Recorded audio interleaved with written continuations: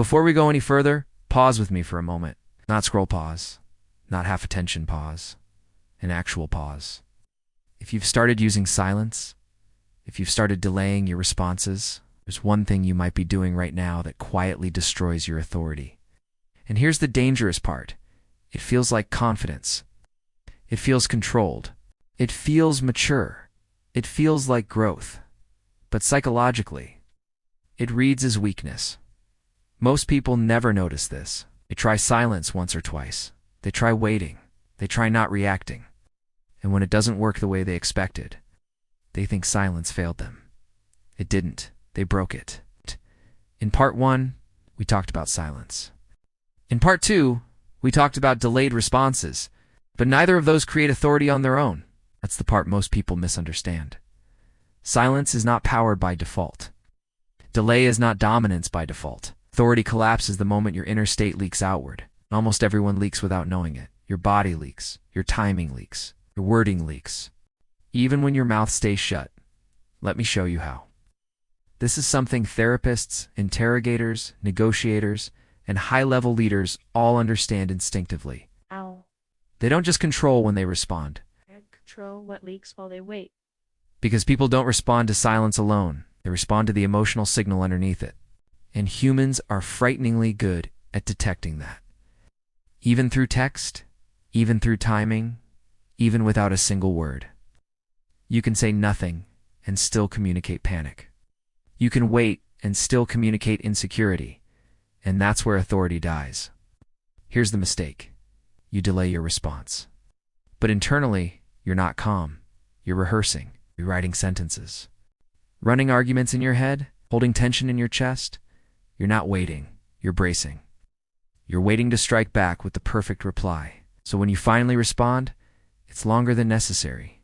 It explains too much. It justifies. It tries to regain control.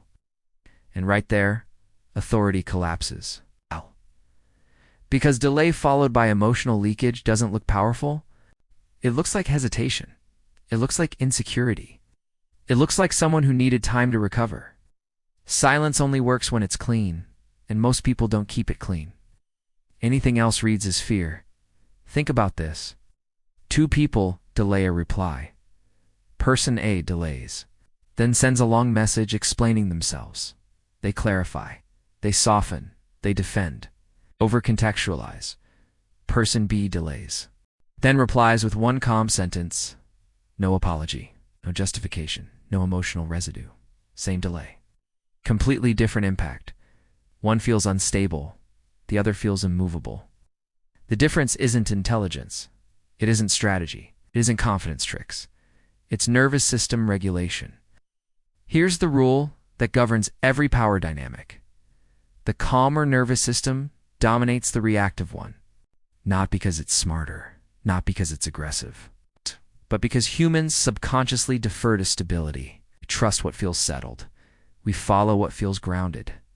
When your body is calm, your timing feels intentional.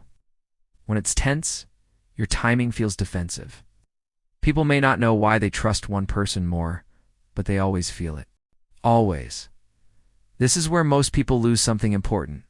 They think, I used silence. I waited. Why didn't it work? So they abandon it. They go back to explaining, back to reacting, back to managing other people's emotions. And they never realize they were one adjustment away from real authority. Most people never fix this, which is why silence feels rare and powerful when it's done right. Here's the correction. If you delay a response, your internal state must be settled before you reply. Not controlled. Settled. No rehearsing. No emotional buildup. No urgency to reclaim ground. If you still feel heat in your chest, wait longer. If you still feel the need to prove, wait longer. When you respond from regulation, not reaction, your words land heavier. Your presence feels grounded. Your silence becomes power retroactively. People start reinterpreting the pause as confidence instead of recovery. 3 rules to protect your authority. Shorter than necessary beats longer than perfect. Calm tone beats clever wording. If you feel urgency inside, wait longer. Silence isn't about absence. It's about control. Silence begins authority. Delay deepens it, but regulation protects it. This isn't about winning conversations. It's about refusing to leak power. And once people feel that stability in you, they stop pushing, stop probing, they adjust, without you ever demanding it. It's real authority. If this series changed how you see silence, stay with the channel.